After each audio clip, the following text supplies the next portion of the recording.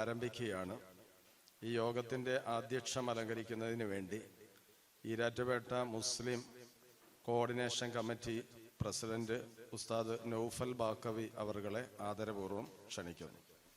അസ്സലാമു അലൈക്കും വറഹ്മത്തുള്ളാഹി. അൽഹംദുലില്ലാഹ്, നമ്മുടെ പ്രോഗ്രാം ആരംഭിക്കുകയാണ്. ഖിറാഅത്തിന് വേണ്ടി ബഹുമാന്യനായ തൽഹാ നദ്വി ഉസ്താദ് അവറുകളെ സാദരം ക്ഷണിക്കുന്നു. أعوذ بالله من الشيطان الرجيم. بسم الله الرحمن الرحيم. ما كان للمشركين أن يعمروا مساجد الله شاهدين على أنفسهم بالكفر أولئك حبطت أعمالهم وفي النار هم خالدون. ബഹുമാന്യനായ ഹാഷിം പുളിക്കൽ അവരുകളെ സാദരം സ്വാഗതം ചെയ്യും. പുതിയ ബില്ല് വരുമ്പോൾ വഖഫ് ബോർഡിൻ്റെ അധികാരം നഷ്ടപ്പെടുന്നു. വഖഫ് ബോർഡിൻ്റെ ചീഫ് ഓഫീസറുണ്ട് എറണാകുളത്ത്, ജമാൽ സാറ്. ഒരുപാട് കാലം വഖഫിൻ്റെ ചീഫ് ഓഫീസറായിട്ട്, ചീഫ് എക്സിക്യൂട്ടീവ് ഓഫീസർ എന്നാണ് പറയുന്നത്. ജമാൽ സാർ ഒക്കെ ഇവിടെ ഒത്തിരി കാലമായിട്ട് പ്രവർത്തിച്ചതാണ്. അങ്ങനത്തെ ബോർഡ്, അങ്ങനത്തെ അവിടെയൊക്കെ മുസ്ലിം സമുദായത്തിൻ്റെ പ്രതിനിധി മാത്രമാണ് ഉണ്ടായിരുന്നത്. പുതിയ നിയമം വരുമ്പോൾ അവിടെയൊക്കെ മറ്റു സമുദായക്കാർക്ക് പ്രാതിനിധ്യം ലഭിക്കുകയാണ്. അത് മാത്രമല്ല, ഇന്ത്യ രാജ്യത്ത് വഖഫ് ബോർഡിനെ നിയന്ത്രിക്കുന്നത് കേന്ദ്ര വഖഫ് കൗൺസിലാണ്. പുതിയ നിയമപ്രകാരം വഖഫ് കൗൺസിലിലേക്ക് 7 അമുസ്ലിം പ്രതിനിധികളാണ് കയറി വരാൻ പോകുന്നത്. ഇത്രയും കാലം വഖഫ് ബോർഡിൽ മുസ്ലിങ്ങൾ, അതുപോലെ ഓരോ സമുദായത്തിൻ്റെയും അവരുടെ സംരക്ഷിക്കുന്ന സമിതികളിൽ അവരുടെ സമുദായത്തിൻ്റെ പ്രതിനിധികൾ മാത്രമാണ് ഉണ്ടായിരുന്നത്. നമുക്കറിയാം, ഇന്ത്യയുടെ ഭരണഘടന article 24, 25, 26, 27, 28 equal protection of law, എല്ലാവരും നിയമത്തിന് മുമ്പിൽ തുല്യരാണ് എന്നുള്ളതാണ്. പൗരത്വ ബില്ല്, ഭേദഗതി ബില്ല്, അതുപോലെ തന്നെ ഈ രാജ്യത്തിന്റെ താമസിക്കാനുള്ള, ജീവിക്കാനുള്ള അധികാരമടക്കമുള്ള ബില്ലുകൾ അത് ഏകപക്ഷീയമായി നടപ്പാക്കപ്പെടുക സാധ്യമല്ല എന്ന് നമുക്കറിയാം. അവിടെയൊക്കെ കുറെ പാർഷ്വാലിറ്റികൾ ഉണ്ടാകും, അവിടെയൊക്കെ കുറെ ശതമാനങ്ങൾ കുറഞ്ഞേക്കാം. പക്ഷേ വഖഫുമായി ബന്ധപ്പെടുമ്പോൾ ഈ രാജ്യത്തിന്റെ മുസ്ലിം സമൂഹത്തിന്റെ പ്രോപ്പർട്ടികൾ, അസറ്റുകൾ, സ്വത്തുക്കൾ, മതാലയങ്ങൾ, മതസ്ഥാപനങ്ങൾ അടക്കം ഏതാനും ചില നിയമങ്ങളിലൂടെ ചുട്ടെടുക്കപ്പെട്ടുകൊണ്ട് അതിനെ ഇല്ലായ്മ ചെയ്യാനുള്ള സാധ്യത ഏറെയാണ്. ആരെങ്കിലും ഒരു സംശയങ്ങൾ പറയുക വഴി, ആരെങ്കിലും ഒരു തർക്കം പറയുക വഴി സ്ഥാപനങ്ങളുടെ മുന്നോട്ടുള്ള പോക്കിനെ മരവിപ്പിക്കാനും ആ മരവിപ്പിക്കലിലൂടെ അഥവാ പള്ളികളടക്കമുള്ള സംഗതികൾക്ക് വിഘാതം സൃഷ്ടിക്കാനും ഈ ബില്ലിലൂടെ സാധ്യമാകും എന്നുള്ള ദൂരവ്യാപകമായ ഭവിഷ്യത്തുകളെ മുന്നിൽ കണ്ടുകൊണ്ടാണ് ഇത്തരം സംരംഭങ്ങൾ നാം മുന്നിൽ വെക്കുന്നതും ഇതിനെക്കുറിച്ച് ബോധവാന്മാരാകേണ്ടതും. അതിൻ്റെ വഖഫിന്റെ പാർട്ടും കൂടി ചേർന്ന് നിൽക്കുമ്പോഴാണ് അതിൻ്റെ സൗകുമാര്യം, അത് പ്രകാശിതമാകുന്നത് എന്നുള്ള തിരിച്ചറിവ് നമുക്കുണ്ടാകണം. EMCC അത് ക്ഷണിക്കപ്പെട്ടിട്ട് എല്ലാവരെയും ക്ഷണിച്ചിട്ട് ഇതിലേക്ക് വരാനും ഇതിനെ കേൾക്കാനും ഇതിനെ അനുഭവിക്കാനും വന്ന നിങ്ങൾ ഓരോരുത്തരെയും വളരെ ഹൃദയംഗമായി ഞാൻ അഭിവാദ്യം ചെയ്യുകയാണ്. നമ്മുടെ നാടുകളിൽ ഉൾപ്പെടെ വിശ്വാസികളായ ആളുകൾ അവരുടെ മരണാനന്തര ജീവിതത്തിൻ്റെ നന്മയും സന്തോഷവും സമാധാനവും പ്രതീക്ഷിച്ചുകൊണ്ട് വഖഫുകൾ നടത്താറുണ്ട്. ഇത് ആദരവായ നബി മുഹമ്മദ് മുസ്തഫ സല്ലല്ലാഹു അലൈഹി വസല്ലം തങ്ങളുടെ കാലം മുതൽ നമുക്ക് പരിശോധിച്ചാൽ കാണാം. മക്കയിൽ നിന്നും മുഹാജിരീങ്ങളായ സ്വഹാബാക്കൾ മദീനയിലേക്ക് വന്നപ്പോൾ മദീനയിൽ ജലക്ഷാമം വളരെ രൂക്ഷമാണ്. അങ്ങിങ്ങായി വളരെ കുറഞ്ഞ തോതിൽ കുടിവെള്ളം ലഭ്യമാകുമെങ്കിലും ഏറ്റവും ശുദ്ധമായ കുടിവെള്ളം ലഭിച്ചുകൊണ്ടിരുന്ന ഒരു കിണറാണ് ബിഅ്റു റൂം എന്ന പേരിൽ ചരിത്രത്തിൽ സ്ഥാനം പിടിച്ചിട്ടുള്ള പ്രസിദ്ധമായ ഒരു കിണർ. ഞാൻ പ്രമേയത്തിലേക്ക് വരാം.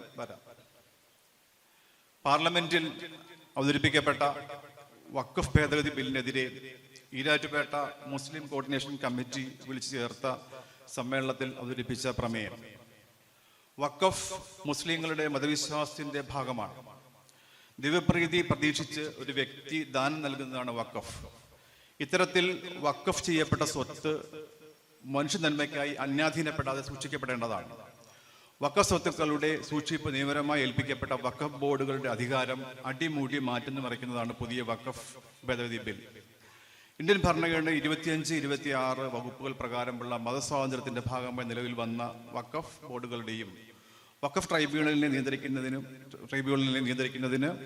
കേന്ദ്ര സർക്കാർ കൊണ്ടുവരുന്ന ഈ ഭേദഗതികൾ വഖഫ് എന്ന സങ്കല്പത്തിന് തന്നെ ഘടകവിരുദ്ധമാണ്. വഖഫ് ഭേദഗതി നിയമം ഇന്ത്യൻ മുസ്ലിങ്ങളുടെ സാംസ്കാരിക വ്യക്തിത്വത്തിന് നേരെയും പാരമ്പര്യത്തിന് നേരെയുമുള്ള കടന്നുകയറ്റമാണ്. ഭരണഘടന ഉറപ്പു നൽകുന്ന വ്യക്തി സ്വാതന്ത്ര്യം, മതസ്വാതന്ത്ര്യം, സ്വന്തം സ്വത്തുവകകൾ മതവിശ്വാസ പ്രകാരം ദാനം ചെയ്യാനുള്ള സ്വാതന്ത്ര്യം എന്നിവയെ വഖഫ് ഭേദഗതി ബിൽ ദുർബലമാക്കും. ഈ സാഹചര്യത്തിൽ 2024 നവംബർ 15 ഈരാറ്റുപേട്ട നടക്കൽ ഫൗസി ഓഡിറ്റോറിയത്തിൽ ഈരാറ്റുപേട്ട മുസ്ലിം കോർഡിനേഷൻ കമ്മിറ്റി വിളിച്ചു ചേർത്ത പൊതുസമ്മേളനം വഖഫ് ഭേദഗതി ബിൽ 2024 ശക്തമായി എതിർക്കുന്നു. ഈ ബിൽ ഉടൻ തന്നെ പിൻവലിച്ച് ഭരണഘടന ഉറപ്പു നൽകുന്ന മതസ്വാതന്ത്ര്യം ഉറപ്പാക്കണമെന്ന് കേന്ദ്ര സർക്കാരിനോട് ഈ സമ്മേളനം ആവശ്യപ്പെടുന്നു. ഇതാണ് പ്രമേയം എല്ലാവരും അംഗീകരിച്ചതിൻ്റെ സൂചനയായി കൈയടിച്ചാൽ നന്നായിരുന്നു. നമ്മളിത് തയ്യാറാക്കിയ പ്രമേയം ഇംഗ്ലീഷിൽ മാറ്റിയിട്ട് അത് കേന്ദ്ര സർക്കാരിലേക്ക് നമ്മൾ അയച്ചു കൊടുക്കും. സംഘടനയുടെ ഔദ്യോഗിക ഭാരവാഹികൾ തന്നെ അത് ഇത്തരം കാര്യങ്ങൾ ചെയ്യും. എല്ലാവരും ഇവിടെ തന്നെ ഇരിക്കുക. 5 മിനിറ്റിനുള്ളിൽ അദ്ദേഹം എത്തുമെന്നാണ് പറഞ്ഞിട്ടുള്ളത്. അതുവരെ ഒന്ന് ക്ഷമയോടെ കാത്തിരിക്കാൻ അപേക്ഷിച്ചുകൊണ്ട് നിർത്തുന്നു. അസ്സലാമു അലൈക്കും. നമ്മുടെ വഖഫ് സ്വത്ത് പുത്തമ്പള്ളിയിലും പള്ളി പരിപാലനവും മദ്രസയ്ക്കും വേണ്ടി മുൻഗാമികൾ അള്ളാഹുവിൻ്റെ പ്രതിഫലം പ്രതീക്ഷിച്ച് നമുക്ക് നൽകപ്പെട്ട സ്ഥലമാണ് വഖഫ്. ആ വാക്കിഫ്യങ്ങൾക്ക് അള്ളാഹു സ്വർഗ്ഗം കൊടുത്ത് അനുഗ്രഹിക്കുമാറാകട്ടെ. കാരണം അവർ ആ സ്വത്ത് അന്യാധീനപ്പെട്ടു പോകാതെ നമ്മൾ കൃത്യമായി പരിപാലിക്കേണ്ടത് നമ്മളാണ്.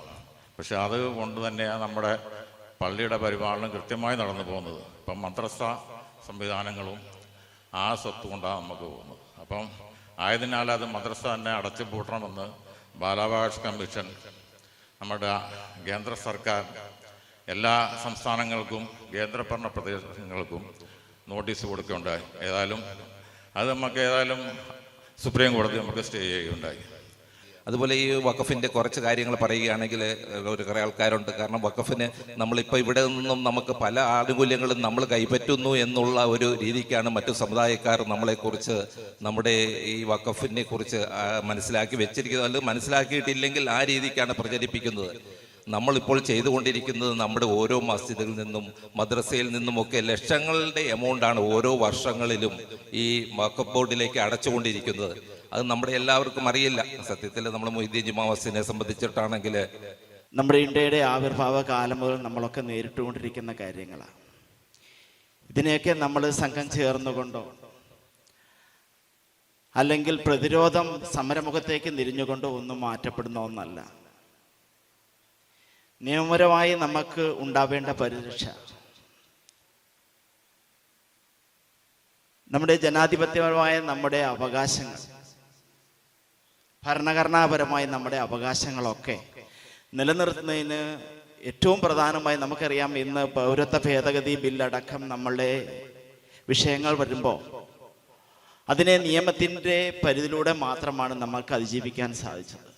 എന്ന് പറഞ്ഞ പോലെ വഖഫ് ഭേദഗതിയുമായി ബന്ധപ്പെട്ടും ഒക്കെ നമുക്ക് മുന്നോട്ട് വരുമ്പോൾ ഇത് നിയമപരമായി നമ്മുടെ ജനാധിപത്യപരമായ ഭരണഘടനാപരമായ അവകാശങ്ങൾ മുൻനിർത്തി അതിന് വില കൊടുത്തുകൊണ്ട് മാത്രമേ നമുക്കിതിനെ അതിജീവിക്കാൻ കഴിയൂ.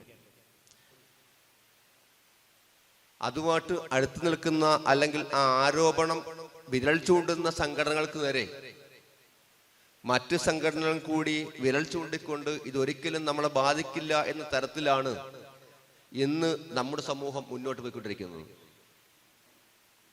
തീവ്രവാദ ആരോപണങ്ങൾ വന്നു, ലോ ജിഹാദ് വന്നു, പൗരത്വ ബില്ല് വന്നു, ഇപ്പൊ ഇതാ വഖഫ് ഭേദഗതി നിയമം വരുന്നു. ഇങ്ങനെ ഓരോന്ന് വരുമ്പോഴും തീവ്രവാദം വരുമ്പോൾ ഏതെങ്കിലും ഒരു സംഘടനകളെ തീവ്രവാദി എന്ന് ഇവിടെ ഫാസിസ്റ്റുകൾ വിളിക്കുമ്പോൾ അത് നമ്മളെയല്ല അവരെയല്ല എന്നുള്ള അഡീഷനിലാണ് നമ്മൾ നിൽക്കുക. അത് കഴിഞ്ഞ് പൗരത്വ ബില്ല് വന്നപ്പോൾ നമ്മളെല്ലാം ഏകീകരിച്ചെങ്കിൽ പോലും ഒരുപക്ഷെ പൗരത്വ ബില്ല് കൊണ്ടുണ്ടാകുന്ന അതിനേക്കാൾ ഏറെ ഭവിഷ്യത്ത് ഈ വഖഫ് ബില്ല് കൊണ്ടുണ്ടാകുമെന്നാണ് ഞാൻ മനസ്സിലാക്കുന്നത്. കാരണം പൗരത്വ ബില്ല് വഴി ഒരുപക്ഷെ ഇന്ത്യൻ മുസ്ലിങ്ങളുടെ 5-10% ഒറ്റയടിക്ക് ബാധിക്കുന്നതെങ്കിൽ ഈ വഖഫ് ഭേദഗതി ബില്ലുകൊണ്ട് ഇന്ത്യൻ മുസ്ലിങ്ങളെ മൊത്തമായി ബാധിക്കാൻ പോവുകയാണ്. കാലങ്ങളായി നേരിടുന്ന പല വിഷയങ്ങളിലും മുസ്ലിം സമുദായങ്ങൾ അനുഭവിക്കുന്ന എല്ലാ വിഷയങ്ങളിലുമൊക്കെ പരമാവധി പ്രതികരിക്കാനുള്ള ഒരു ശേഷി ഉണ്ടാക്കുക എന്നതാണ് EMCCയുടെ ലക്ഷ്യം. അതിൻ്റെ പ്രാരംഭമായ ചില നടപടികളൊക്കെ പല ഭാഗങ്ങളിലായി പല സമയങ്ങളിലായി നടന്നിട്ടുണ്ട്. അതേപോലെ ഈരാറ്റുപേട്ട നേരിടുന്ന ഒരു വലിയ വിഷയമാണ് നമ്മുടെ മതത്തോടുള്ള ജനങ്ങളുടെ ആഭിമുഖ്യം കുറഞ്ഞു വരുന്നത്. അത് വളരെ ചർച്ച ചെയ്യേണ്ട ഒരു വിഷയമായിരുന്നു. ആ വിഷയവുമായി ബന്ധപ്പെട്ട് നമ്മൾ കഴിഞ്ഞ ഒരു മാസം മുമ്പ് ഈരാറ്റുപേട്ട ബർക്കത്ത് മഹൽ ഓഡിറ്റോറിയത്തിൽ ഖത്തീബുമാർ, മൗലവിമാർ, മദ്രസ അധ്യാപകർ ഇങ്ങനെയുള്ളവർക്ക് വേണ്ടി ഒരു ക്ലാസ് സംഘടിപ്പിച്ചിട്ടുണ്ട്. ആദരണീയ അധ്യക്ഷൻ, ഈ വേദിയിലുള്ള നൗഫൽ മഖ്ഫി സാഹിബ്, ഈ യോഗം ഉദ്ഘാടനം ചെയ്ത മുഹീദ്ദീൻ ജുമാ മസ്ജിദ് ഇമാം Subair Maulavi, professor MM Rasheed, Hashim Pulikkal, Abdul Basid, VM Ashraf, വേദിയിലുള്ള ഹാഷിം സാഹിബ്, സദസ്സിലുള്ള നേതാക്കളെ, ആദ്യമായി ഞാനൊരു ക്ഷമാപണം നടത്തുകയാണ്. മറ്റൊന്നും കൊണ്ടല്ല. പ്രിയങ്കരനായ ഹാരിസ് പീരാന് എറണാകുളത്ത് ഹൈക്കോടതിയിലൊരു സ്വീകരണം, നമ്മുടെ യോഗം വന്നതിന് ശേഷം ഒരു സ്വീകരണം വെക്കുകയും അതിൽ P. ചിദംബരം അതിൽ സംസാരിക്കുന്നു എന്ന് പറഞ്ഞു.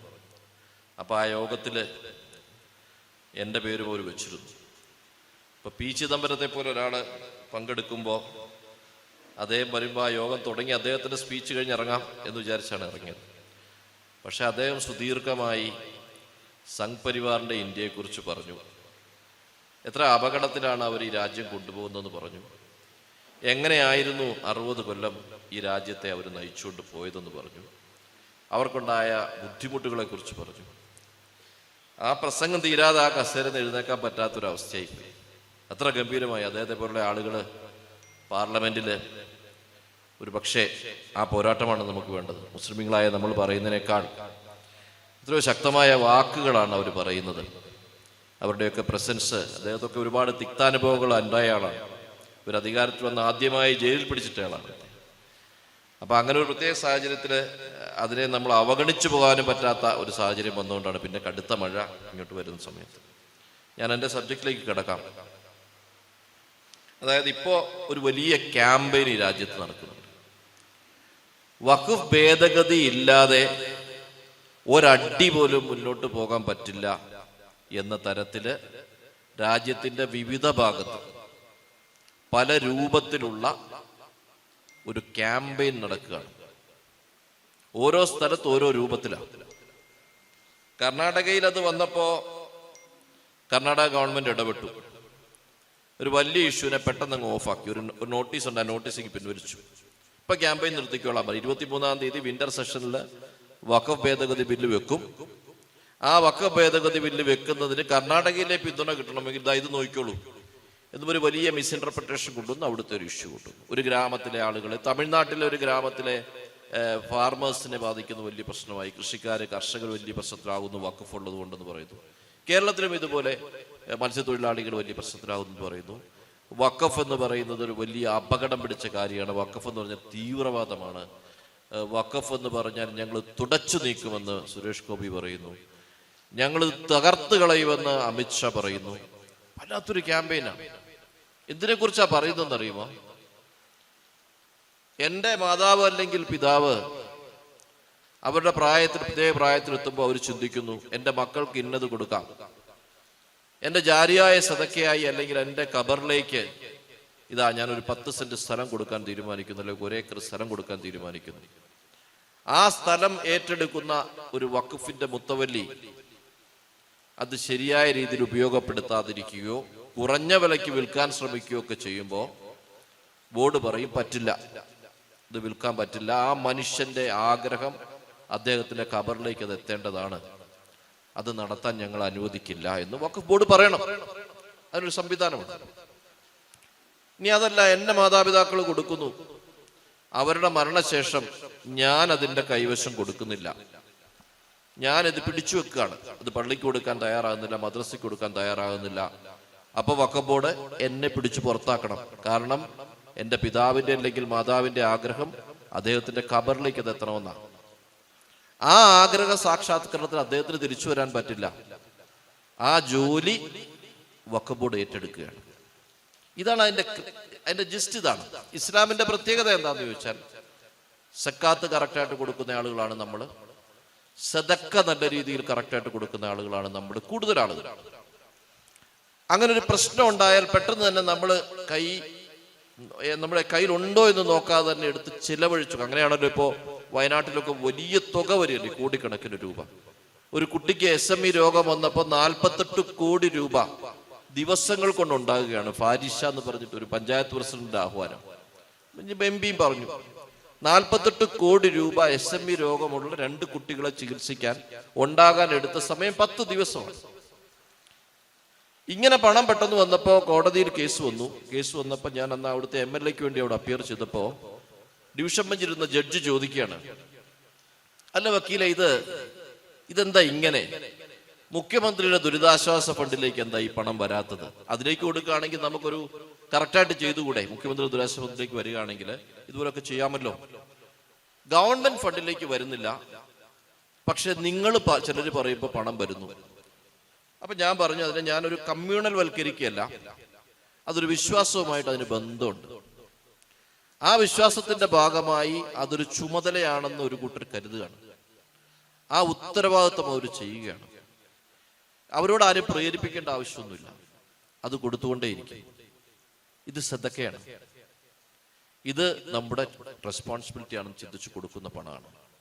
അത് ചിലപ്പോൾ നിങ്ങൾ ഗവൺമെന്റ് ചോദിച്ചാൽ അത് സദക്കയാവുമോ വക മാറ്റുമെന്നൊന്നും അവർക്കറിയില്ല, അതുകൊണ്ട് അവർക്ക് ഉറപ്പില്ല. പക്ഷെ ഇത് അവർക്ക് കിട്ടുമെന്ന് ഉറപ്പായാൽ മതി. ഇവരത് ശരിയായ രീതിയിൽ കൈകാര്യം ചെയ്യുന്നില്ലെങ്കിൽ നാളെ ഇവർ ചോദിച്ചാൽ കിട്ടില്ല. പക്ഷെ ഞങ്ങളുടെ കയ്യിൽ തരാനുണ്ട് എന്ന് പറയുന്ന ഒരു വിഭാഗമുണ്ട്, അവർ തരാൻ തയ്യാറാണ്. ആ വിഭാഗത്തിൽപ്പെട്ട ആളുകൾ കൊടുക്കുന്ന അസറ്റാണ് വഖഫ് എന്ന് പറയുന്നത്.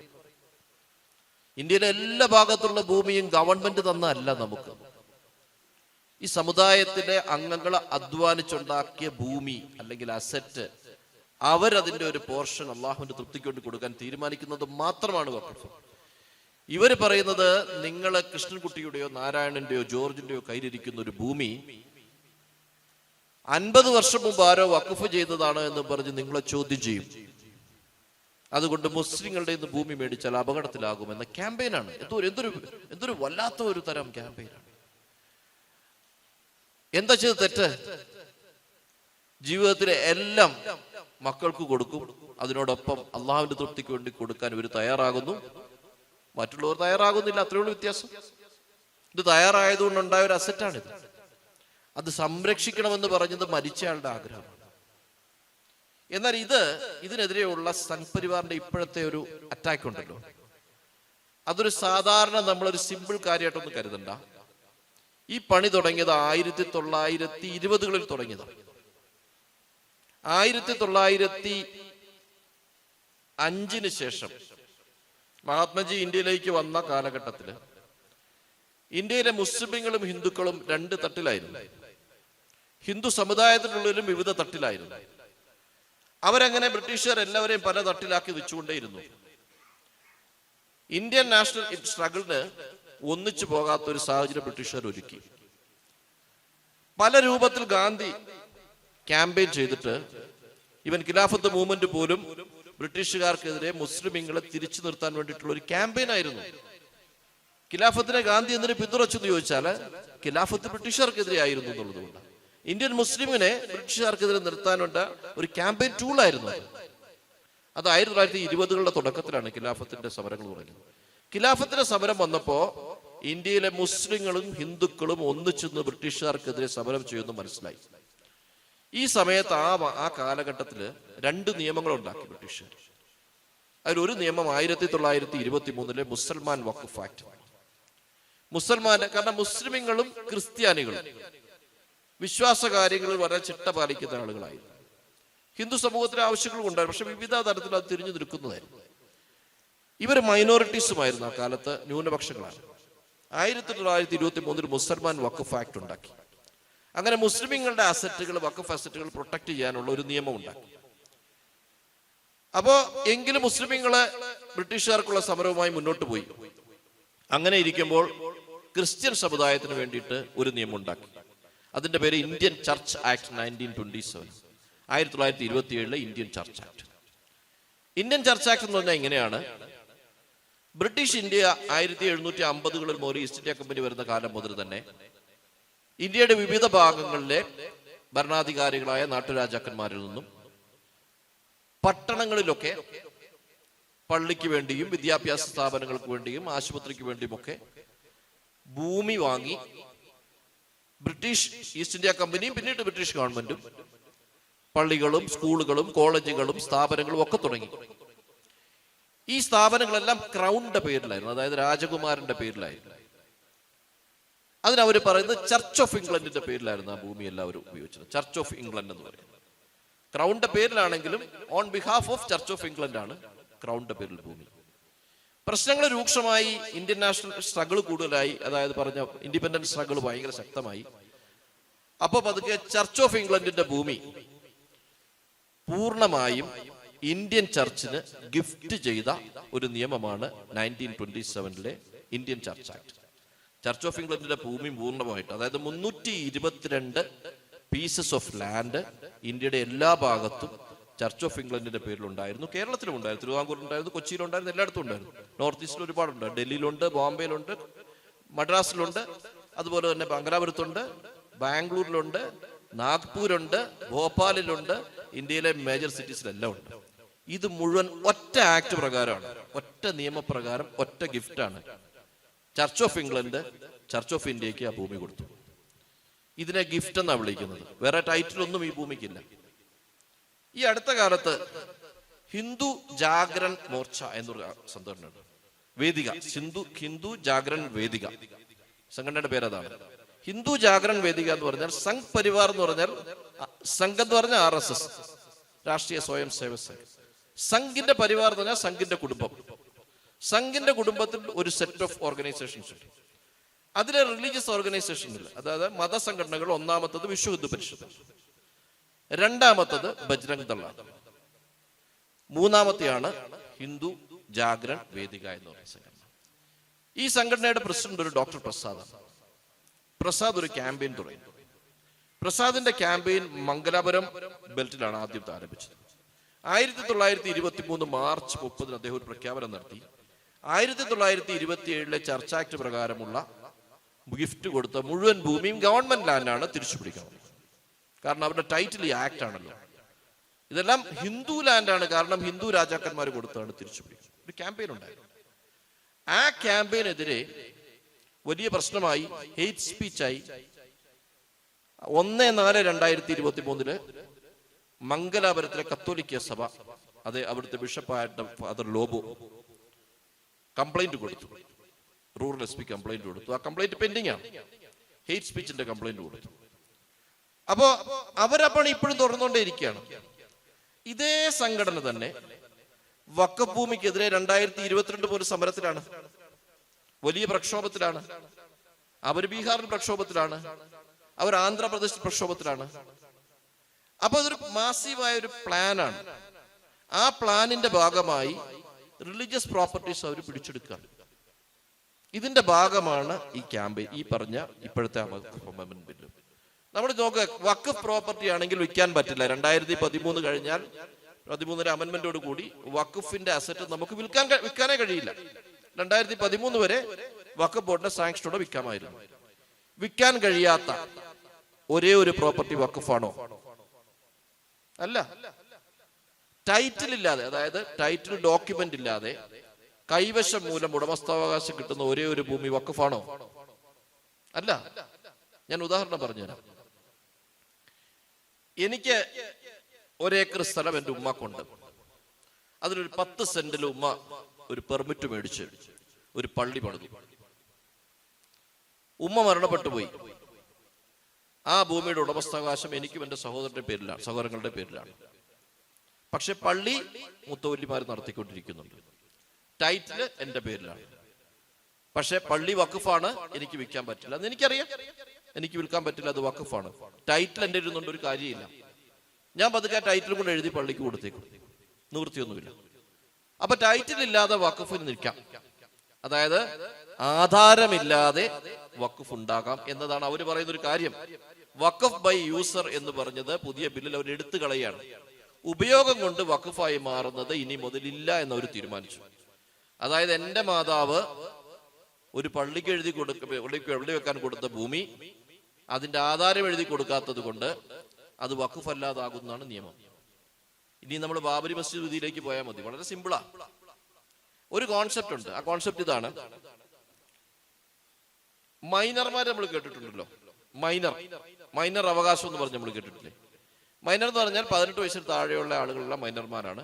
ഒരാൾ മരിച്ചുപോയി, അയാളുടെ ഭൂമി അയാളുടെ മൈനറായ ഒരു മകൻ ഉണ്ടായാൽ ആ മകന്റെ ഭൂമി നമുക്ക് വിൽക്കാൻ പറ്റില്ല. മകൻ മേജറായിട്ട് വിൽക്കാൻ പറ്റുള്ളൂ. അപ്പൊ 18 വയസ്സ് വരെ നമ്മൾ അതിനെ ഹോൾഡ് ചെയ്യണം. ഒരാൾ പർച്ചേസ് ചെയ്യാൻ പറ്റില്ല. മൈനർ അവകാശം ഉണ്ട് നമ്മൾ പറയും. നമ്മളെല്ലാവരും കേൾക്കുന്നത്. എന്നാൽ ഒരു പെർപെച്വൽ മൈനർ എന്ന് പറഞ്ഞൊരു കോൺസെപ്റ്റ് ഉണ്ട്. പെർപെച്വൽ മൈനർ എന്ന് പറഞ്ഞാൽ അതിനെ നമ്മൾ വിളിക്കുന്നത് ഡയറ്റി എന്ന് പറഞ്ഞാൽ പ്രതിഷ്ഠ. ക്ഷേത്രങ്ങളിലെ പ്രതിഷ്ഠ പെർപെച്വൽ മൈനറാണ് എന്ന് പറഞ്ഞാൽ ലോക അവസാനം വരെ ആ പ്രതിഷ്ഠ മൈനർ ആയിരിക്കും. അതിനർത്ഥം ലോക അവസാനം വരെ ആ പ്രതിഷ്ഠയുടെ ഉടമസ്ഥയിലുള്ള ഭൂമി വിൽക്കാൻ കഴിയില്ല. ഇതിലാണ് പെർപെച്വൽ മൈനർ എന്ന് പറയുന്നത്. ബാബരി മസ്ജിദ് കേസിൽ എന്താ സംഭവിച്ചതെന്ന് അറിയാമോ? അവിടെ ഒരു ഡയറ്റി ഉണ്ടായിരുന്നു, ഒരു പ്രതിഷ്ഠ ഉണ്ടായിരുന്നു. ആ പ്രതിഷ്ഠ പെർപെച്വൽ മൈനർ ആയിരുന്നു. 1500കളിലും 1400കളിലും ഉണ്ടായിരുന്ന ഒരു പ്രതിഷ്ഠ. അതിന് ടൈറ്റിലൊന്നും ഇല്ല കേട്ടോ, ആധാരമൊന്നുമില്ല. അവിടെ ഒരു ഡയറ്റി ഉണ്ടായിരുന്നു. ആ ഡയറ്റി പൊളിച്ചിട്ട് പിന്നീട് അവിടെ പള്ളി പണിയുകയോ വേറെന്തെങ്കിലും സ്ഥാപനം നടത്തുകയോ ഒക്കെ ചെയ്താലും പെർപെച്വൽ മൈനർ അവിടെ കാണും. പ്രതിഷ്ഠയുടെ അതാണ് ഉടമസ്ഥാവകാശം. ആര് മേടിച്ചാലും ഉടമസ്ഥാവകാശം കിട്ടില്ല, ആർക്ക് വിറ്റാലും ഉടമസ്ഥാവകാശം പോവില്ല. പ്രതിഷ്ഠയുടെയാണ് ഉടമസ്ഥാവകാശം. അതിന് ടൈറ്റിൽ വേണ്ട, ആധാരം വേണ്ട, പ്രതിഷ്ഠ കണ്ടാ മതി. അപ്പോ വഖഫിൽ മാത്രമുള്ള ഒരു കാര്യമല്ല ടൈറ്റിൽ ഇല്ലാതെ ഉടമസ്ഥാവകാശം ഉണ്ടാകുന്നത് പ്രതിഷ്ഠയ്ക്ക്. ഈ രാജ്യത്തിന്റെ പല പല ഭാഗങ്ങളിലും ഇത്തരം പ്രതിഷ്ഠകളുണ്ട്. ഞാനിപ്പോ അടുത്ത കാലത്ത് പൊന്നാനി മൗനത്തിനെതിരെ ഒരു കേസുണ്ട്, മിനിഞ്ഞാന്നും ഉണ്ടായിരുന്നു. ആ കേസിൽ അദ്ദേഹം പറഞ്ഞു, പൊന്നാനി മൗനത്തിന്റെ ഒരാള് കൃഷ്ണരാജ് എന്ന് പറഞ്ഞ ഒരാളാണ് കേസ് നടത്തുന്നത്. അദ്ദേഹത്തിന് ഒരു കക്ഷിയെ കൊണ്ടുവന്നിട്ട് പറഞ്ഞു, പൊന്നാനി മൗനത്തിന്റെ കിണറിനകത്ത് ഒരു പ്രതിഷ്ഠ ഉണ്ടായിരുന്നു, ഒരു വിഗ്രഹം കിട്ടിയിട്ടുണ്ട്, അതൊരു പഴയൊരു പ്രതിഷ്ഠയാണ് എന്ന് പറഞ്ഞാൽ അത് പെർപെച്വൽ മൈനർ ഒരെണ്ണം ഉണ്ടായിരുന്നു, നിങ്ങൾ പിന്നെ മേടിച്ച ആധാരം എല്ലാം പോയി നടത്തും. ഇവർ പറയുന്നത് മനസ്സിലായല്ലോ എന്താന്ന്? വഖഫാണ് എന്ന് പറഞ്ഞു പോകും നിങ്ങൾ മുസ്ലിങ്ങളിൽ നിന്ന് മേടിച്ചാൽ, അതുകൊണ്ട് മുസ്ലിങ്ങളിൽ നിന്ന് മേടിക്കാൻ പറ്റാത്ത അവസ്ഥയായി പോയി. എല്ലാവരും വഖഫ് അന്ന് നാളെ പറഞ്ഞാൽ എന്ത് ചെയ്യും? പെർപെച്വൽ മൈനറാന്ന് പറഞ്ഞാൽ എന്ത് ചെയ്യും? പോട്ടെ, ഷെഡ്യൂൾ കാസ്റ്റിന്റെ ഷെഡ്യൂൾ ട്രൈബിന്റെ പ്രോപ്പർട്ടി നമുക്ക് മേടിക്കാൻ പറ്റില്ലല്ലോ. നമ്മൾ എന്ത് ചെയ്യും? ആധാരത്തിന് സീലിംഗ് ലിമിറ്റിൽ കൂടിയ ഭൂമി നമുക്ക് മേടിക്കാൻ പറ്റില്ല. ഈ പറഞ്ഞ ഭൂപരിഷ്കൃത നിയമം വന്നതിന് ശേഷം 15 ഏക്കറിൽ കൂടിയ ഭൂമി ഉണ്ട്, മേടിക്കാൻ പറ്റില്ല. നമ്മൾ എന്ത് ചെയ്യും? ആധാരത്തിന് എഴുതും, ഈ ഭൂമിക്ക് ഭൂപരിഷ്കൃത നിയമപ്രകാരമുള്ള സീലിംഗ് ലിമിറ്റിൽ കൂടുതൽ പെട്ടതല്ല, ഇത് ഷെഡ്യൂൾ കാസ്റ്റ് ഷെഡ്യൂൾ ട്രൈബിന്റെ പ്രോപ്പർട്ടി അല്ല എന്ന് പറഞ്ഞ് നമ്മൾ ആധാരം മേടിക്കും. സത്യത്തിൽ ഷെഡ്യൂൾ കാസ്റ്റ് ഷെഡ്യൂൾ ട്രൈബിന്റെ പ്രോപ്പർട്ടി ആണെങ്കിലോ ചുമ്മാ എഴുതിയാൽ മതിയോ? സീലിംഗ് ലിമിറ്റ് എക്സീഡ് ചെയ്താണെങ്കിലോ പ്രോപ്പർട്ടി തിരിച്ചു പോകും, ഓട്ടോമാറ്റിക് ആണ്. ഷെഡ്യൂൾ കാസ്റ്റ് തിരിച്ചു പോകും. സീലിംഗ് ലിമിറ്റ് കൂടുതലാണെങ്കിൽ ഗവൺമെന്റിൽ വെസ്റ്റ് ചെയ്യപ്പെടും, ബുദ്ധിമുട്ടില്ല. പക്ഷെ അതിനൊരു മതവൽക്കരിച്ചിട്ടുള്ള ഒരു ക്യാമ്പയിൻ ഇപ്പോൾ നടക്കുകയാണ്. അതിനേക്കാളും അപകടം പിടിച്ചൊരു കാര്യം, ഞാൻ എന്റെ മുഴുവൻ ഭാഗത്തിലേക്ക് പോകുന്നില്ല, നമ്മളെല്ലാരും കേൾക്കുന്ന ഇതിന്റെ അപകടം പിടിച്ചൊരു കാര്യം പറയുന്നത്, വഖഫ് ബോർഡിലെ 11 അംഗങ്ങളിൽ 2 പേര് നോൺ മുസ്ലിം ആയിരിക്കണമെന്ന് അവർ എഴുതി ചേർത്തു. 2 പേര് മുസ്ലിം ആയിരിക്കരുത്. എന്നാൽ 7 പേര് വരെ മുസ്ലിം ആകാതിരിക്കാനുള്ള പ്രൊവിഷൻ ഓൾറെഡി അതിനകത്തുണ്ട്. 2 മിനിമം 7 വരെ ആകാം.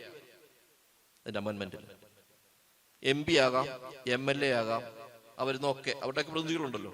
അതൊന്നും ഇനിയും മതം വേണ്ട, നോക്കണ്ട എന്നാണ് പറഞ്ഞത്.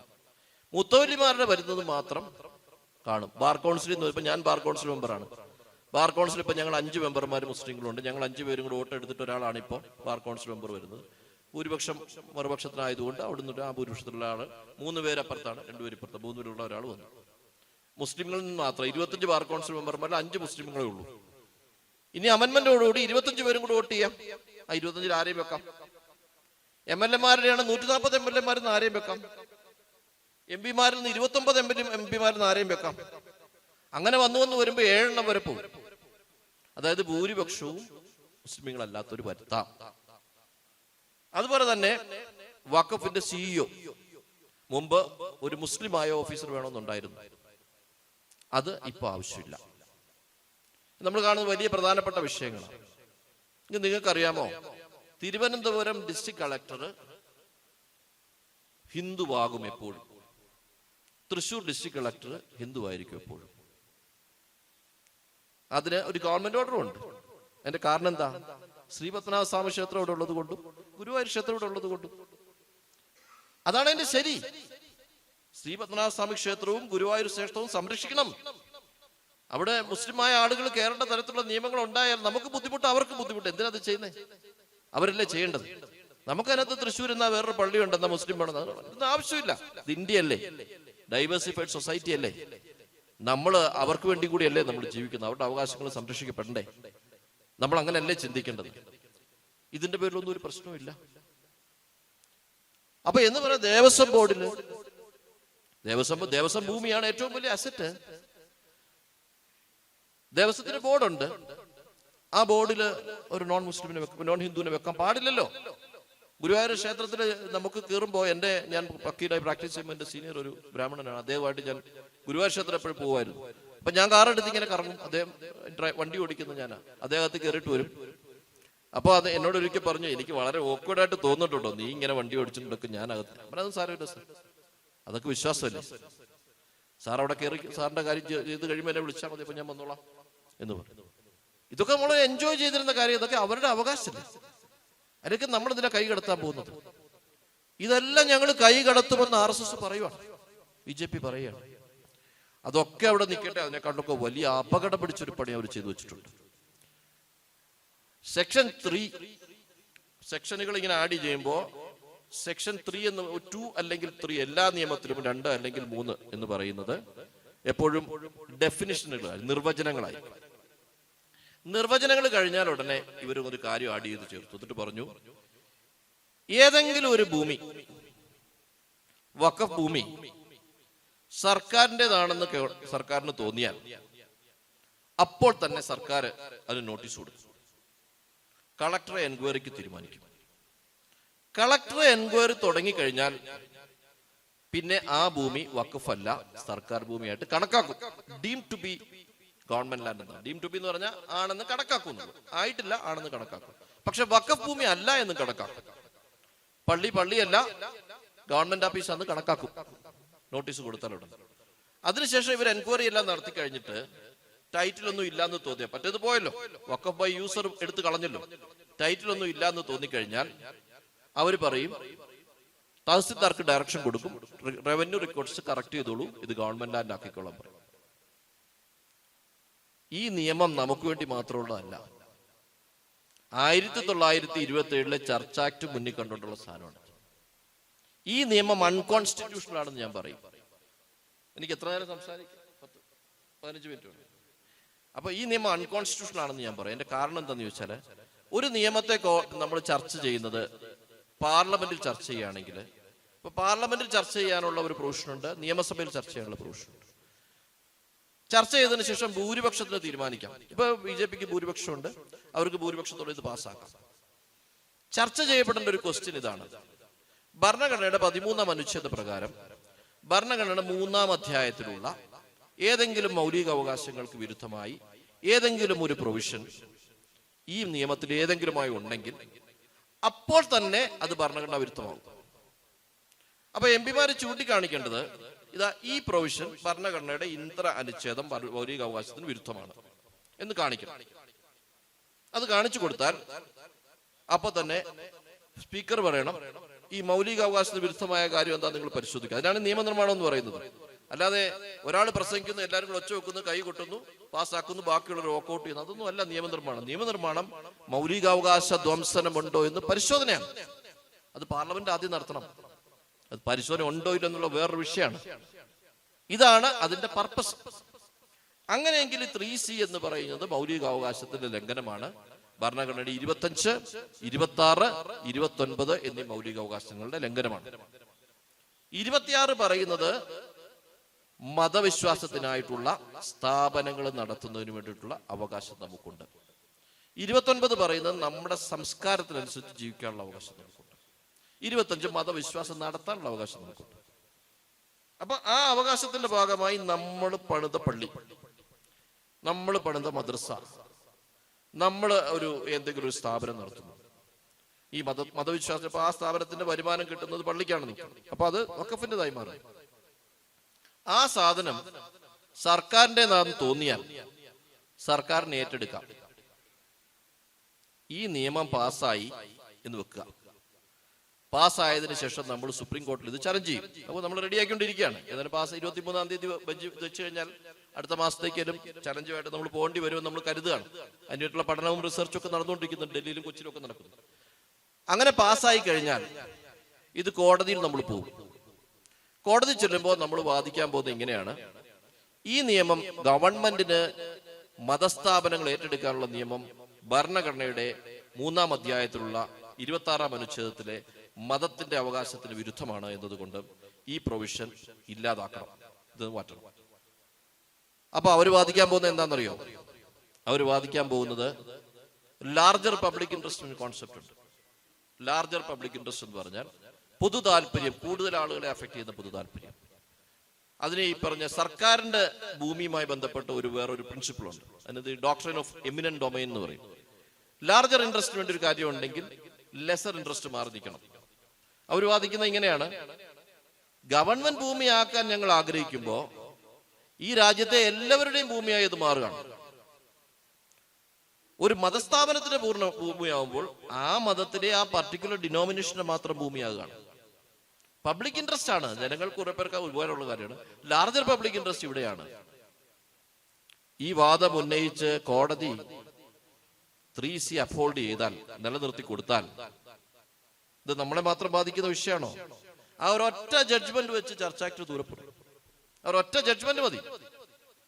3C അപ്ഹോൾഡ് ചെയ്ത ജഡ്ജ്മെന്റ് എടുത്തു വെച്ച് ബാക്കി ഭൂമിയും പിടിക്കും, എല്ലാവരുടെയും പിടിക്കും. ഇതൊരു ഫാസിസ്റ്റ് സ്വഭാവമാണ്. നമുക്കെതിരെ കുറെ പേരെ നിർത്തും ഇപ്പൊ. എന്നിട്ട് അവര് നമ്മളെ ചീത്ത പറഞ്ഞുകൊണ്ടിരിക്കും, നമ്മൾ അവരെ ചീത്ത പറഞ്ഞുകൊണ്ടിരിക്കും. അതിനിടയിൽ കൂടെ അവരുടെ കൂട്ട് വെട്ടിച്ച് നമ്മളെ തീർക്കും. കുറച്ച് കഴിയുമ്പോൾ നമ്മുടെ എല്ലാം തീർന്ന് നമ്മൾ മൂലക്കിരിപ്പുണ്ടാവും. അവരെ പിടിക്കാൻ പോകുമ്പോൾ നമ്മൾ പറയും അത് അങ്ങനെ തന്നെ വേണം. നമ്മളെ പിടിച്ചപ്പോൾ അവർ നോക്കി, എന്നാ അവരെയും പിടിച്ചോട്ടെ. കിട്ടുന്നത് ആർക്കാ? സംഘ് പരിവാറിനാ മൊത്തം. ഇങ്ങനൊരു ഡിവിഷൻ ഉണ്ടാകാൻ പാടില്ല എന്നൊരു ഫാക്ട് ഉണ്ട്. ഈ ഡിവിഷൻ ഫാസിസമാണ്. നമ്മുടെ മുമ്പിൽ ഒരു പർട്ടിക്കുലർ വഖഫ് ഒന്നും അല്ല ഇഷ്യൂ. ഇന്ത്യയിലെ മൊത്തം വഖഫാണ് ഇഷ്യൂ. നമ്മൾ ഇമോഷണൽ ആയിട്ട് ഇങ്ങനെ അവലോകനം നടത്തുക. ഇത് അവിടുത്തെ ഇന്ന വഖഫിന്റെ പ്രശ്നത്തില നമ്മളെ മറ്റൊരു തോപ്പിച്ചു, അവരാണോ നമ്മളാണോ ജയിച്ചത് നോക്കണം. ഉടനെ മറ്റൊരു പോയി കത്തിക്കും, സമരസ്വാതന്ത്ര്യം പോയിരുന്നു കത്തിക്കും ആ വഖഫിന്റെ വിഷയം. നമ്മളുടനെ അവരുമായിട്ട് വെല്ലുവിളി നടത്തും, ഇവരിങ്ങോട്ട് വെല്ലുവിളിക്കും. അപ്പൊ മനസ്സിലായല്ലോ, മുസ്ലിങ്ങളെ അങ്ങ് പിടിയിട്ടില്ലേ? വഖഫ് എന്ന് പറഞ്ഞ് മൊത്തം പിടിക്കാൻ പോവാണ്. നമ്മൾ ഉടനെ വെല്ലുവിളി അങ്ങോട്ട് നടത്തും. ഇത് നമ്മൾ എന്തുകൊണ്ട് വെല്ലുവിളിക്കുന്നില്ല എന്നാ ചോദിക്കുന്നത്. കേരളത്തിലെ എല്ലാ മുസ്ലിം മത സംഘടനകളും അത്തരം ഒരു വിഷയം വന്നപ്പോ എന്തു പറഞ്ഞു? പരിഹരിക്കണം. ഇത് വഖഫ് ആക്ടിന്റെ കുഴപ്പമൊന്നുമല്ല. ചില ബുദ്ധിമുട്ടുള്ള ഇത് സംഭവിക്കുന്നത് എങ്ങനെയാന്ന് ചോദിച്ചാല് 1964 മുതൽ 2013 വരെ 64 മുതൽ 2013 വരെ ഭൂമി വിൽക്കാമായിരുന്നു, വഖഫ് ഭൂമി വിൽക്കാമായിരുന്നു. 2013 ശേഷം വിൽപ്പന ഇല്ലാതായി. ഈ വിൽക്കുന്ന ഭൂമി വിൽക്കാൻ പോകുമ്പോ വഖഫ് ബോർഡിന്റെ കൺസെന്റ് വേണം, പ്രയർ സാങ്ഷൻ വേണം. സാങ്ഷൻ ഇല്ലാതെ നമ്മുടെ മുത്തവല്ലിമാരോ ആരെങ്കിലും ഒക്കെ ഭൂമി വിൽക്കും. ഒരാൾ പോയി മേടിക്കും, സബ്രൈസർ എടുത്ത് കൊണ്ടുപോകും, സബ്രൈസർ എഴുതരും, ആധാരം ചെയ്തു തരും. ഇത് പിന്നെ കൈമറിഞ്ഞ് 5-6 കൈമറി. കുറച്ച് വെള്ളം തണുക്കാത്ത സാധാ വെള്ളം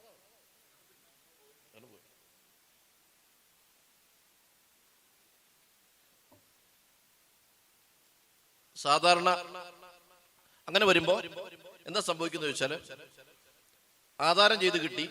ആദ്യം ജോർജിന് കിട്ടി, ആദ്യം സുലൈമാന് കിട്ടി.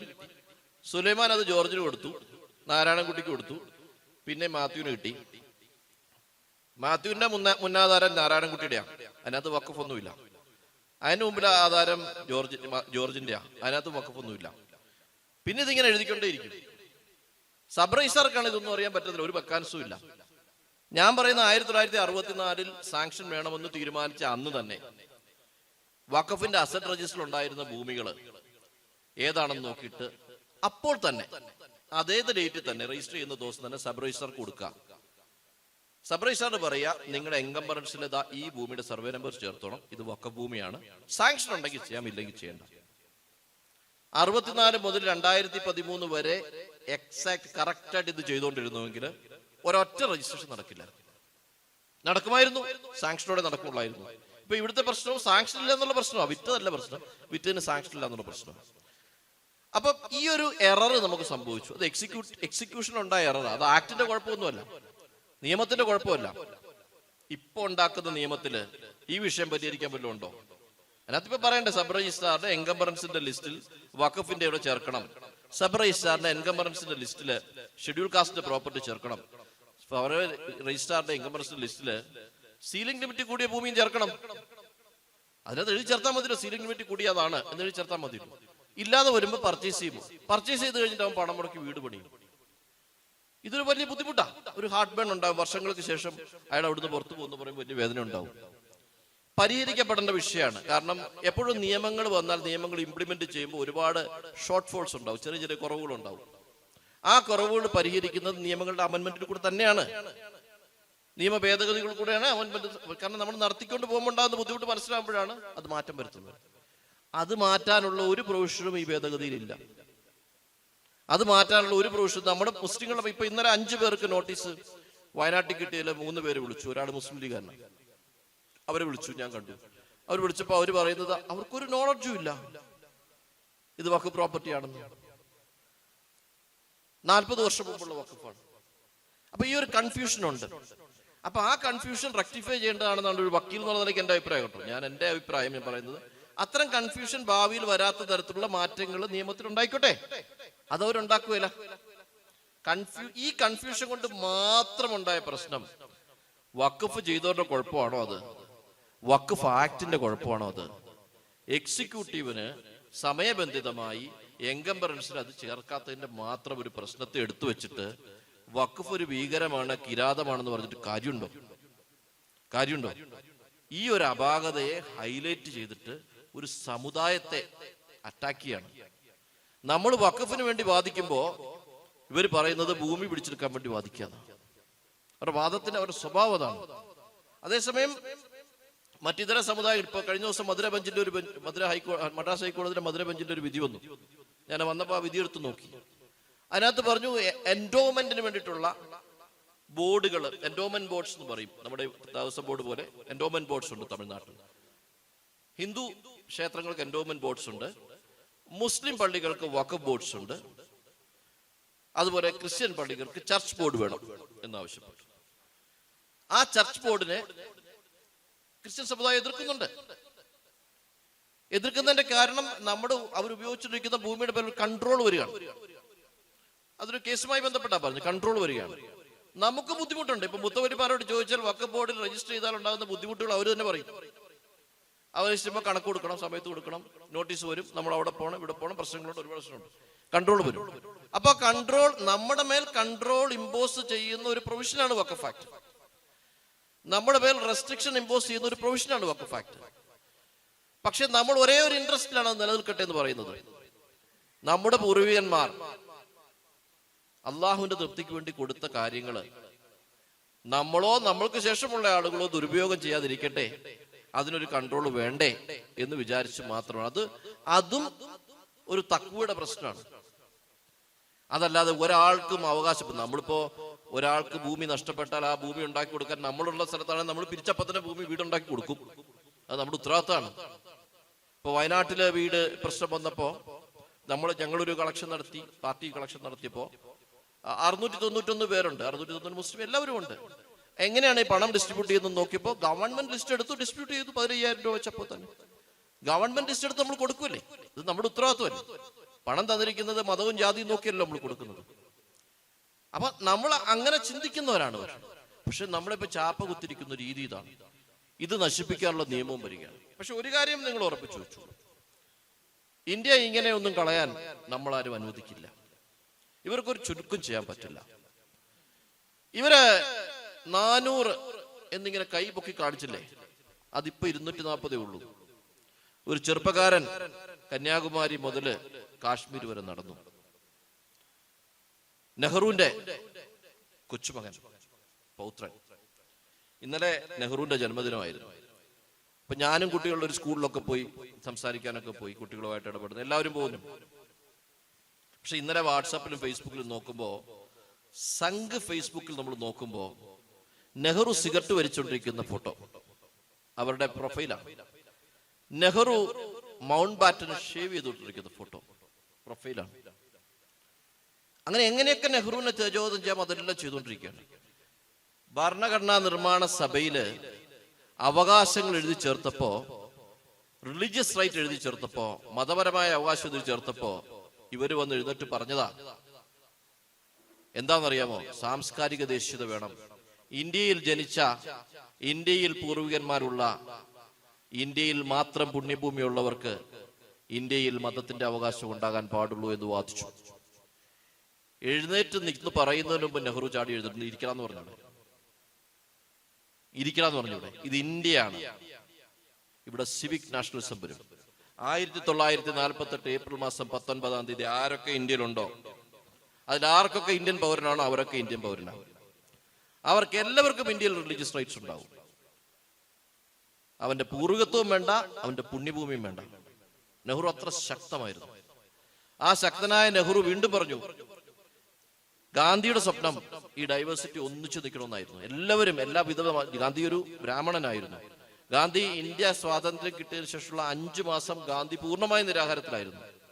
ആ നിരാഹാരത്തിന്റെ ബേസിക് റീസൺ മുസ്ലിങ്ങൾക്ക് വേണ്ടിയാണ്. ബേസിക് റീസൺ മുസ്ലിങ്ങൾക്ക് വേണ്ടി, മുസ്ലിം സമുദായത്തിന് വേണ്ടിയാണ് അദ്ദേഹം പട്ടിണി ഇരുന്നത്. മുസ്ലിം സമുദായത്തിന് വേണ്ടിയാണ് അദ്ദേഹം രക്തസാക്ഷിയായത്. ഈ സമുദായത്തെ സഹായിച്ചു എന്നതിന്റെ പേരിലാണ്. നമ്മള് ഗാന്ധി കൊല്ലപ്പെടുന്ന 1948 ജനുവരി മാസം 30-ാം തീയതി. അതിനുശേഷം 1949 നവംബർ 26-ന് ഭരണഘടന എഴുതിത്തീരുന്നു. ഈ കാലഘട്ടത്തിനിടയിൽ ഭരണഘടനയുടെ എല്ലാ ചർച്ചകളിലും ഗാന്ധിയുടെ പേര് പറഞ്ഞുകൊണ്ടേയിരുന്നു. ഇവന്മാർ എഴുന്നേറ്റ് നിൽക്കുമ്പോഴേ പറയും ഗാന്ധിയുടെ സ്വപ്നമാണ് ഇരിക്കലാണെന്ന്. ഗാന്ധിയുടെ ഇന്ത്യയാണിത്. ഗാന്ധിയെ കൊന്നവന്മാർക്ക് ഒരു പേടി ഉണ്ടാവില്ല ഇത് കേൾക്കുമ്പോ. മരണം കൊണ്ട് പോലും നമുക്ക് നേടിത്തന്നതായി അവകാശം. ഈ ഭരണഘടനയെ കുറിച്ച് അവർ പറഞ്ഞത്, ഇതിന് കടലാസ് കഷ്ണത്തിന്റെ വില പോലും ഞങ്ങൾ കൊടുക്കുന്നില്ല എന്നാണ് പറഞ്ഞത്. അതുകൊണ്ട് RSS നിരോധിച്ചതിന് ശേഷം RSSന്റെ നിരോധനം നീക്കാൻ പറഞ്ഞ ഒരു കണ്ടീഷൻ ആയിരുന്നു ഭരണഘടന അംഗീകരിക്കണമെന്ന്. കാരണം അവർ ഭരണഘടന അംഗീകരിക്കുന്നുണ്ടായിരുന്നില്ല. 2000 ഗോവിന്ദാചാര്യ പറഞ്ഞു, ഇത് പൂർണ്ണമായും ഇങ്ങനെ ഭേദഗതി നടത്തി സമയം കളയരുത്, ഭരണഘടന പൂർണ്ണമായും റീറൈറ്റ് ചെയ്യണമെന്ന്, പുതിയത് എഴുതണം. അങ്ങനെ നാഗ്പൂരിൽ നിന്ന് അവർ എഴുതി ഉണ്ടാക്കി വെച്ചിട്ടുണ്ട് ഭരണഘടന. 400 സീറ്റ് കിട്ടുമ്പോൾ പാസ്സാക്കാൻ വെച്ചിരുന്നതാണ്. ഏതായാലും 400 സീറ്റില്ല, 240 ഉള്ളൂ. ഇനി നിതീഷ് കുമാറിന്റെ അടുത്തും നായിഡുവിന്റെ ഒക്കെ അടുത്ത് പോയിട്ട് സെറ്റപ്പ് ആക്കിക്കൊണ്ട് വരണ്ടേ? അപ്പോ അങ്ങനെ ഒരു സിറ്റുവേഷൻ രാജ്യത്ത് ഇവിടെ ഉണ്ടെങ്കിൽ അടുത്ത തവണ അവർ പുറത്തു പോകും. എന്ത് നിയമം കൊണ്ടുവന്നാലും ആ നിയമം തിരിക്കും. അതിശക്തമായി ഇവിടുത്തെ മതേതര കക്ഷികൾ എഴുന്നേറ്റ് നിന്ന് ഇതിനെ എതിർക്കുകയാണ്. 140 MLA നിന്നിട്ട് ഇതിനെതിരെ പാസ്സാക്കി എന്ന് പറഞ്ഞില്ലേ?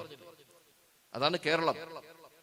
അങ്ങനത്തെ ഒരുപാട് ജനങ്ങളുണ്ട്, ഒരുപാട് ആളുകളുണ്ട്.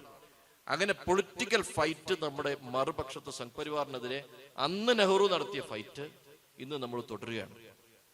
നിയമപരമായ ഫൈറ്റ് ഇതുമായി ബന്ധപ്പെട്ട് നിയമം മാത്രം നോക്കി, മൗലികാവകാശങ്ങൾ മാത്രം നോക്കിയിട്ട് സുപ്രീം കോടതി ഈ ബില്ലിനെ പരിഗണിക്കാൻ തീരുമാനിച്ചാൽ, നമ്മുടെ ചലഞ്ചിനെ പരിഗണിക്കാൻ തീരുമാനിച്ചു, ഇവർ പാസ്സാക്കിയാൽ നമ്മൾ ചലഞ്ച് ചെയ്താൽ ചലഞ്ചിനെ പരിഗണിക്കാൻ തീരുമാനിച്ചാൽ ഒരു ദിവസം കൊണ്ട് ഇതിനെടുത്തുകളെ ഈ ബില്ല് പാസ്സാകും. ഇൻഡിപെൻഡന്റ് ആയി നിഷ്പക്ഷമായി സുപ്രീം കോടതി നോക്കണം. ബാലൻസ് ചെയ്യാൻ വേണ്ടി നോക്കരുത്.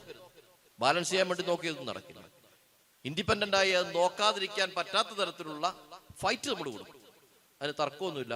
ഒരു ജഡ്ജ്മെന്റ് ഇല്ലാതെ 1947 ശേഷവും അതിനു മുമ്പും ഇന്ത്യയിൽ വന്ന ഈ ഫണ്ടമെന്റൽ റൈറ്റുമായി ബന്ധപ്പെട്ട എല്ലാ വിധിപ്പകർപ്പുകളും നമ്മൾ റെഡിയാക്കി കൊടുക്കും. 11 അംഗ ബെഞ്ചിന്റെയും 13 അംഗ ബെഞ്ചിന്റെയും വിധിപ്പകർപ്പ് നമ്മൾ ശരിയാക്കും.